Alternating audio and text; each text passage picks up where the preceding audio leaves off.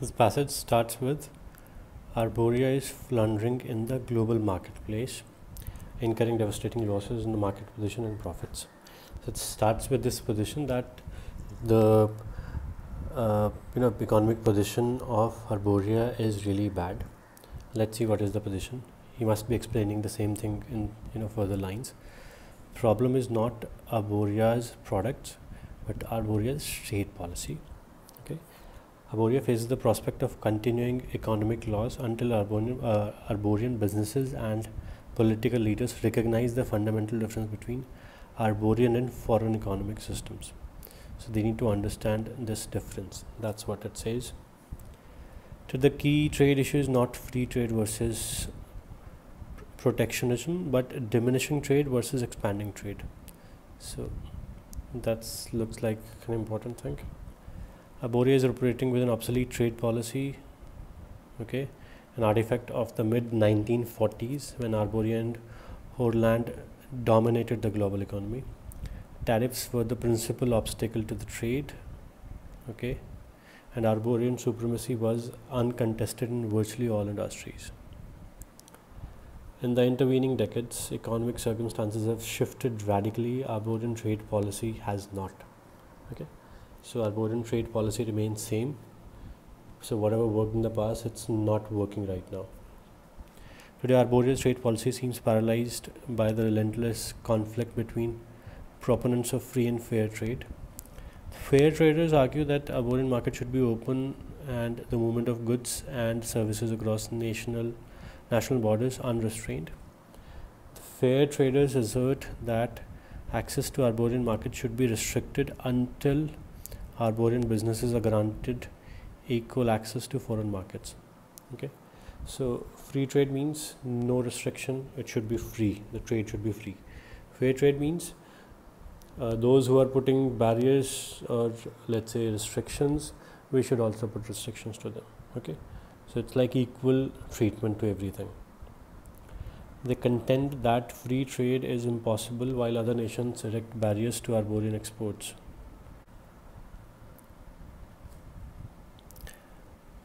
Both are correct. Fair trade requires equal access and equal access leads to free trade.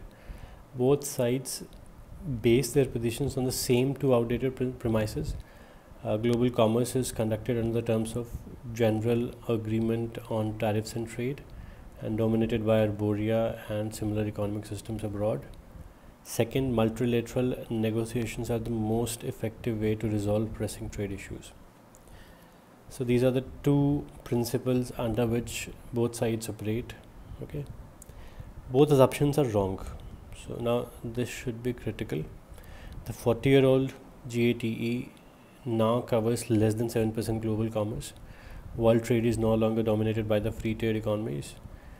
Nearly 75% is conducted by economic systems operating with principle at odds with those of Arboria. Okay. Forging a multilateral trade policy consensus among so many diverse economic systems has become virtually impossible. And while multilateral talks drag on, Arboria misses opportunities for trade expansionism. So this whole passage it talks about what was Arboria's position earlier on, and right now it's bad, and what are the reasons of this being bad. Okay, let's see the questions. First, which of the following best states the difference between free trade and fair trade? Now it is mentioned somewhere in the passage here. Free traders argue that everything should be unrestricted. Fair trade asserts that we should put barriers who put barriers to us. That's what it means. So let's see first option. Free trade requires no trade tariffs whatsoever, whereas fair trade assumes multilateral agreement. It doesn't say, it should be just a replica of what is written here. Okay, so it doesn't talk about multilateral agreement at this point. It's written somewhere else, not here. Second, free trade is based upon unrestricted movement of goods. Yes. Fair trade is based upon a nation's restriction of commerce with each nation that erects trade barriers. Yes, that's what it says, so we can't eliminate it. Let's keep it. Third, trade policies of countries like Arboria are based on the principle. No, it doesn't tell me the difference between free and fair trade. Free trade nations negotiate individual trade agreements, doesn't talk about agreements. Free trade assumes a constant level of global commerce. I mean, nothing like that is mentioned here. Okay, so we need to restrict ourselves to whatever is mentioned here in this section, this part, nothing more. Okay, might get tempted by other things which are mentioned in another part of the passage, but this question specifically talks about this point only. That's our answer. Second, it can be inferred that the author of the passage would most likely agree with which of the following statements about multilateral trade negotiations. Now again, it is mentioned here. It says they are difficult to arrive at. A, their most effective way to resolve trade problems. That's not what it says. They're most effective in dealing with fair trade issues. Doesn't say that thing. They have only recently begun to make an impact. It doesn't say like that. It simply says that the both sides base their position on these 2 points, and multilateral negotiation is one of those points. It doesn't say whether it works or not. This is out. Arborian resilience on multilateral trade negotiations, while appropriate in the past, is inadequate for today's global marketplace. That's what it is saying here. If you see that the two proponents of what trade policy should be made, they base their positions on the same two outdated means it worked earlier, but right now it doesn't work. So that's what it says. E option, the principles of multilateral trade negotiations are incompatible with current Arborian. So it says that right now they're basing their positions on multilateral trade position and it's not working. Okay. E option says that whatever Arborian foreign trade policy right now is, multilateral trade is incompatible with that. It doesn't say anything like that. Okay. It simply says their position is based upon this thing. That's what it says.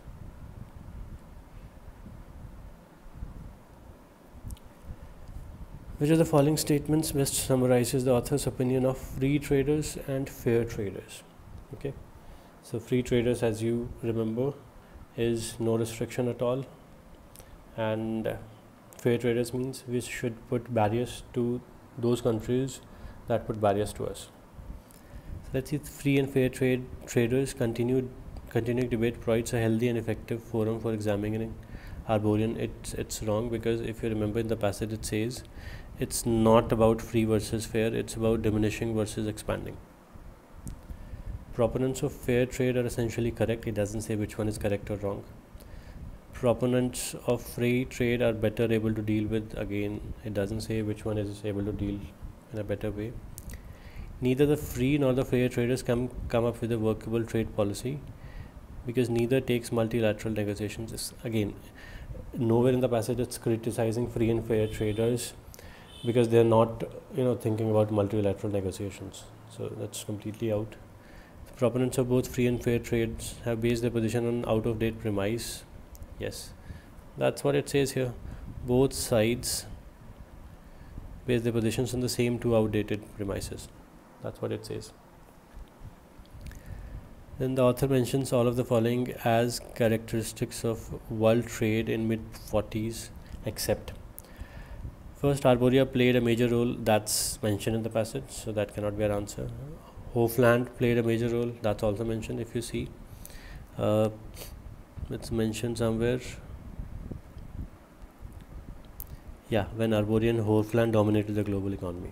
Yes. So out.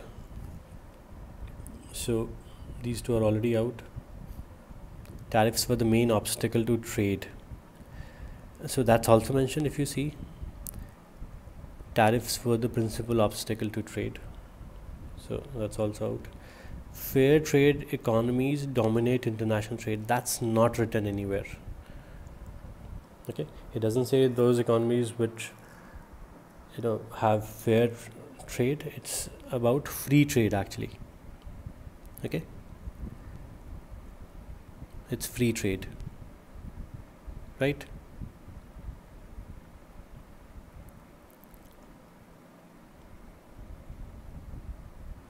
It's mentioned in the passage that it was free trade because of which the two economies, Arborian and Hofland, they dominated. So this is our answer.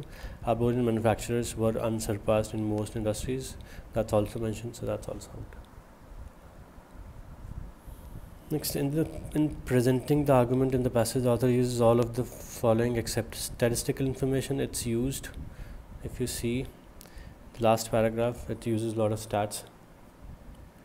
Definitions of terms concerning world trade, that's also out because that's mentioned. What is free trade, what is fair trade, that's mentioned, no problem. Generalizations about Arboria's economic system. Generalizations means that it's not specific. It simply says Arborian trade policy was based upon this, that, right now it's not working because of this. So it's not getting into specifics. It's like saying that they propagated free trade earlier, okay? So that's also out. It's mentioned, so that's why it's out. Historical background of Arborian trade policy, that's also mentioned. An example of an economic system whose principles differ from those of Arboria. So it doesn't take any example. So only two examples are mentioned, which is Arborian and Hofland, and there is no other example. Okay, no other economic system mentions which is successful and is different from Arboria. That's our answer.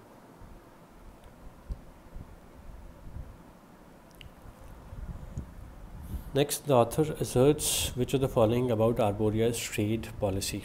First, the dramatic revision of Arboria's trade policy will be necessary unless Arborian manufacturers improve the quality. That's out because if you see, it's mentioned, the problem is not the products.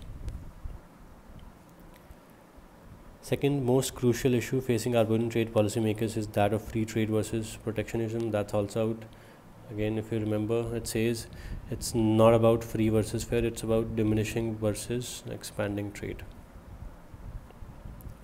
Arboria's current trade policy was essentially developed during 1940s and has changed little. Yes, that's what is given.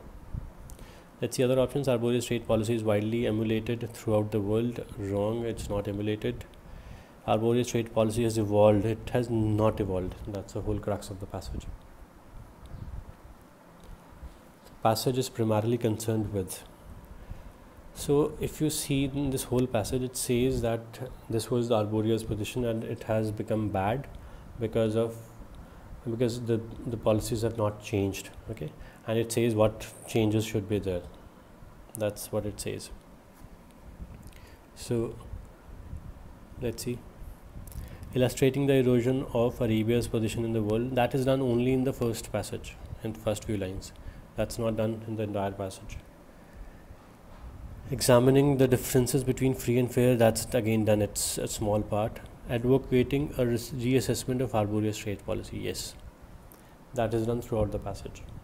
Okay, so everything is pointed, everything is directed towards this. Criticizing in terms of GATT, again that is very small part of it. Comparing the different economic circumstances of Arboria's trade partners, no, it's not mentioned. Okay, it doesn't, either it doesn't mention at all, or it mention, even if it mentions somewhat, it's very little. The author implies that the main obstacle to a truly effective Arborian trade policy is the weak position that Arboria currently holds. I mean, weak position, it's a consequence of bad policy. Okay, it's not an impediment, it's not an obstacle. Inability of Arborian leaders to recognize that systems are based upon principles fundamentally different from their own. Yes, that's what is mentioned there. Okay, it's mentioned somewhere that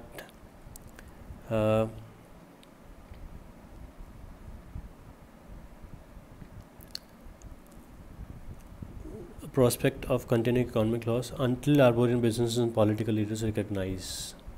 Okay, so the political leaders are not able to recognize the need of change. Dominance of the supporters of free trade. I mean, it doesn't say whether free trade is dominating or fair trade. Apparent inability of Arborian industries to produce goods. Again, the quality of goods is not a problem. Protectionism that characterizes the foreign trade policies of so many of Arboria's trade partners.